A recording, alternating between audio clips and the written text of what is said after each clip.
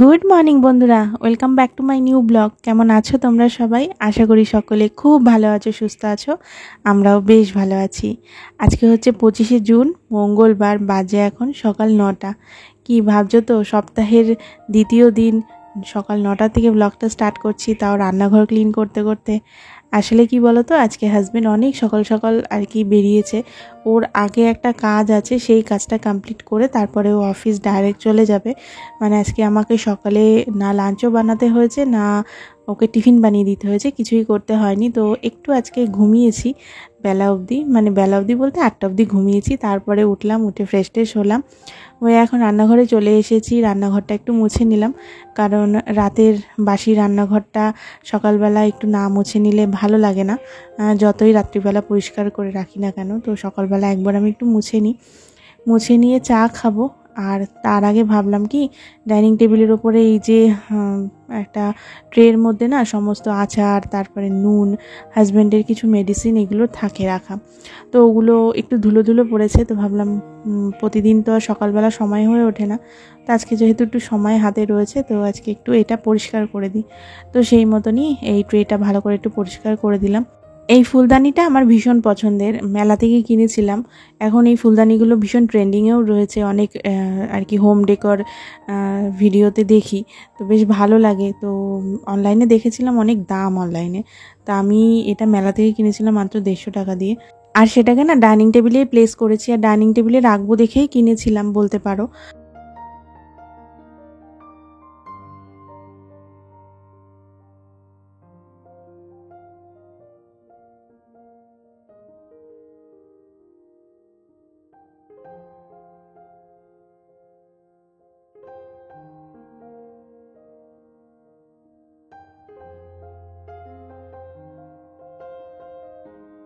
তোমাদের তো বললামই, হাজব্যান্ড অনেক সকাল সকাল বেরিয়েছে, কিন্তু ও সকাল সকাল বেরোলে কি হবে, ওর ডিউটি কিন্তু কমপ্লিট করে রেখে গেছে। এখানে দেখো ফ্লাক্সে কিন্তু চা করে রেখে গেছে, যেহেতু সকালবেলা চা খেয়ে গেছে, তা আমাদের সবার জন্যই চা করে ফ্লাক্সে রেখে গেছে। তো আমি আর বোন এখন চা খেয়ে নেবো। আর তোমাদের তো বলাই হয়নি, বোন কিন্তু বাড়ি চলে এসেছে, অবশ্য সোমবার দিনই এসছে, সোমবার দিন বিকেলবেলায় বাড়ি এসেছে। তো ও বাড়ি চলে এসেছে, ওকেও ঘুম থেকে ডাকলাম, আর ও ফ্রেশ ট্রেশ হচ্ছে, আমি ততক্ষণে বসে পড়লাম চা খেতে। ওর চাটা ঘরে রেখে এসেছি, আর ওর কলেজ থেকে বইও দিয়ে দিয়েছে, তো এখন পড়াশোনা আবার স্টার্ট হয়ে যাবে। তো সেই কারণে আর কি তড়িঘড়ি ডেকে পাঠানো, ফাইনাল ইয়ার, এবার একটু তো পড়ার চাপ বাড়বেই। তো সেই জন্যই এখন থেকেই আর কি পড়া স্টার্ট হয়ে যাবে। তো আমি সকালবেলা বসে একটুখানি চা খেয়ে নিলাম। আজকে একটু রিল্যাক্সে চাটা খেলাম, কারণ কোনো তাড়াহুড়ো নেই, সকালে রান্নার বান্নার যে চাপটা থাকে সেটা নেই। তো আজকে একটু ব্রেকফাস্ট বানাবো আলাদা রকমভাবে, তো সেই মতনই একটু চাউমিন বানিয়ে নিলাম, যেহেতু মঙ্গলবার নিরামিষ। তো সেই জন্য ভেজ চাউমিনই বানালাম। ঘরে একটু গাজর ছিল, মানে দুটো গাজর ছিল, তো একটা গাজর কেটে আলু দিয়ে একটু বাদাম দিয়ে চাউমিন করলাম। নিরামিষ চাউমিন কিন্তু এইভাবে খেতে বেশ ভালো লাগে, অনেক দিন চাউমিন খাওয়াও হয়নি, তো সেই জন্যই ভাবলাম একটু চাউমিন বানাই। তো চাউমিন বানিয়ে মাকে দিয়ে এলাম, আর এখানে আমার আর বোনেরটা বেড়ে নিয়েছি। তো বোন কিন্তু সস খায় না, কি জানি ওর সস জিনিসটা একদমই পছন্দ না, ও কোনো কিছুতেই না সসটা খেতে পছন্দ করে না। কিন্তু আমি মানে ভিডিও করছি, তো আমি ভুলেই গেছি ওর সেটা পছন্দ, যে আমি ভুল করে দিয়ে ফেলেছি। তো আমি বললাম আজকে দিনটা ম্যানেজ করে নে, মানে কি খেয়ে নে, দিয়ে ফেলেছি ভুল করে, আর কিছু করার নেই।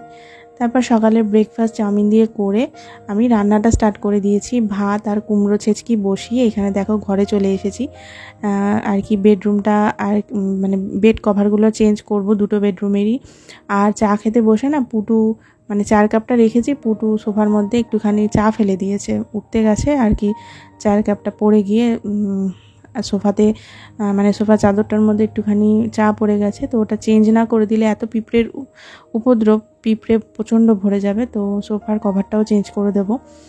তো ভাবলাম যখন সোফার কভারটা চেঞ্জ করবো, দুটো বেডরুমের চাদরও চেঞ্জ করে দিই। তো ভেবেছি তো কাছাকাছি করব, কিন্তু ওয়েদারের কোনো ঠিক নেই, সকাল থেকে তো রোদ উঠেছিল, আর বেলা যত বাড়ছে তত দেখছি কখনো মেঘ হচ্ছে, কখনো রোদ উঠছে। তো ভীষণ কনফিউশনে রয়েছি, জানি না কাছাকাছি করব কি না।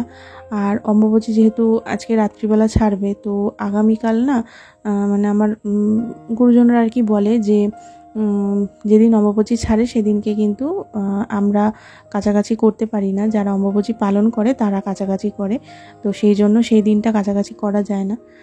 তো সেই জন্য আমি আর কি ভেবেছি যে আজকে করে ফেলবো, আগামীকাল আর কি যারা অম্বুবাচী পালন করছে তারা কাচাকাচি করবে।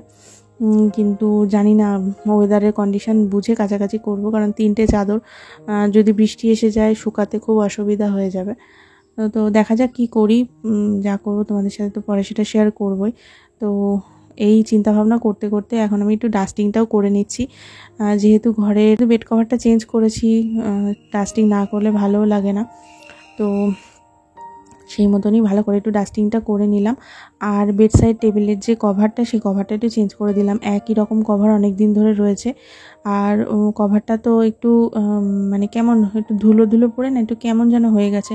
আর মানে কভারটা মানে কি বলবো, কেমন টাইপের যেন তোমার আর কি প্রচণ্ড ধুলোটাকে অ্যাবজর্ব করে, এত বাজে। প্রতিদিন পরিষ্কার করা হচ্ছে, তারপরেও যে কোথা থেকে এত ধুলো অ্যাবজর্ব করছে বুঝতে পারছি না। তো ওটাকে তুলে দেবো। অ্যাকচুয়ালি ওটা হচ্ছে একটা আসন, তো আসন মানে বুঝতেই পারছো, মানে উল জাতীয় কিছু রয়েছে যার জন্য ধুলোটা অ্যাবজর্ব বেশি করছে। তো ওটা চেঞ্জ করে একটা সোফার কভার, সিঙ্গেল কভার আর কি পেতে দিলাম। আপাতত হাতের কাছে ওটাই পেলাম, ওটাই পেতে দিলাম। দিয়ে ওর ওপরটাও একটু গুছিয়ে রাখলাম। আর ওখানে না নিকন্যাক কিছু জিনিসপত্র এমার্জেন্সি যেগুলো দরকারি লাগে সেগুলো রাখি, যেমন একটু জোয়ান, তারপরে মাথার অমৃতঞ্জন যে রোল অনটা আছে সেটা, তারপরে একটা আই ড্রপ, এগুলো রাখি। নেজাল স্প্রেটাও থাকে, বাট নেজাল স্প্রেটা বোনের যেহেতু একটু ঠান্ডা লেগেছে বোনের ঘরে রয়েছে, বাট নেজাল স্প্রেটাও রাখা হয়। তো এইসব টুকিটাকি জিনিসগুলো আমার বেডসাইড টেবিলে থাকে, তো সেটা একটু সুন্দর করে অর্গানাইজ করে রাখলাম। রেখে এবার আলমারিগুলোকেও সুন্দর করে একটু ডাস্টিং করে নিচ্ছি। এখন অল্টারনেটিভ ডেতে করাই হয়, কিন্তু কি বলো তো, মানে আগে তো এভরিডে করতাম, সেটা তো এখন আর হয়ে ওঠে না। এখন এভরিডে করি না, অল্টারনেটিভ ডেতে করি। কিন্তু যেহেতু এভরিডে করি না, একটু ধুলোর আস্তরণটা যেন মনে হয় বেশিই পড়ে যাচ্ছে। তবুও কিছু করার নেই, এখন আমি বেশি লোড নিয়ে কাজ একদমই করি না, আর করবও না। বেশি লোড নিয়ে কাজ করলে দেখেছি শরীর খুব খারাপ হয়ে যায়। তো বোনও এসেছে কিছু কথা বলতে, তো আমি ওর সাথেও কথা বলছিলাম। আর বেডের যে চারপাশটা আর কি ওটাও একটু মুছে নিলাম, নিয়ে চলে এলাম বোনের ঘরে। বোনের ঘরে বেড কভারটাও চেঞ্জ করে নিলাম, আর বোন চলে গেল স্নান করে পুজো দিতে। আমি এখানে এবার ওর ঘরে বেড কভারটা চেঞ্জ করে নিচ্ছি। ওর ঘরে বেড কভারটাও আর কি চেঞ্জ করা না মানে না করলেও হতো, কিন্তু কি বলো তো, প্রায় 2 সপ্তাহ হয়ে গেল যেহেতু ও বাড়িতে নেই। এই ঘরে কেউ মানে সেরমভাবে কেউ বসতোও না, ওই মাঝে মধ্যে একটু বসে চা খেলাম, ব্যাস, আর সেরকম কিছু না। কিন্তু জানলাটা যেহেতু সারাদিন খোলা থাকতো না, জানলা দিয়ে আর কি হাওয়া আসতো, আর পাতা টাতা এসে পড়তো। তো অনেক দিন হয়ে গেল, তো বোনকে বললাম কি চল চেঞ্জ করেই দিই। ও বলছিল দরকার নেই, বাট বললাম না থাক। বালিশের কভারগুলো চেঞ্জ করিনি, কারণ কেউ শুতো না। বালিশের কভারগুলো একদম পরিষ্কারই আছে, কিন্তু বেড কভারটা চেঞ্জ করে দিলাম। একটু পরিষ্কার পরিচ্ছন্ন না হলে ভালো লাগে না, আর একই রকম দেখতে দীর্ঘদিন ভালোও লাগে না।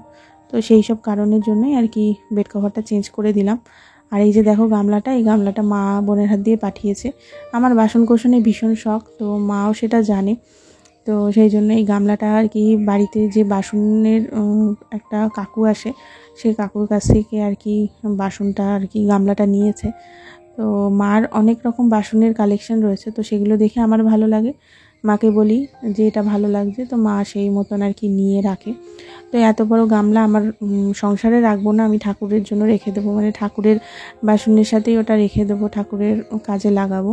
তো এখন আপাতত বোনের ঘরে কম্পিউটার টেবিলে রেখেছি, পরে এটাকে ঠাকুরের বাসন যেখানে থাকে সেখানে সরিয়ে দিতে হবে। মানে সময় করে উঠতে পারিনি ওটাকে সরানোর, তো সরিয়ে তো অবশ্যই দিতে হবে। তো এখানে দেখো এই টেবিলটা একটুখানি ডাস্টিং করে নিচ্ছি। যেহেতু দুটো ঘরেরই বেড কভার চেঞ্জ করলাম, তো বেড কভার চেঞ্জ করলে দেখবি একটু ধুলোটা ওড়ে, একটু ডাস্টিং না করলে ভালো লাগে না। তো একটু হালকা ফুলকা বোনের ঘরের এই টেবিলগুলো একটু ডাস্টিং করে দিলাম, কম্পিউটারটাও একটু ডাস্টিং করে দিলাম। আর এখন এই ঘরে কম্পিউটারটা শিফট করাতে না, কম্পিউটারটা সেরকমভাবে ইউজই করা হয় না। তো কিছু করার নেই, এখন আমার জায়গা শর্ট হয়ে গেছে, যার জন্যই এখন এই ঘরে শিফট করে রাখা। পরে একটা ব্যবস্থা তো করতেই হবে। আর দেখো বোনের বেডের পাশে যে মাল্টিপারপাস ডটটা রয়েছে সেটাকেও একটুখানি হালকা ফুলকা ডাস্টিং করে দিলাম।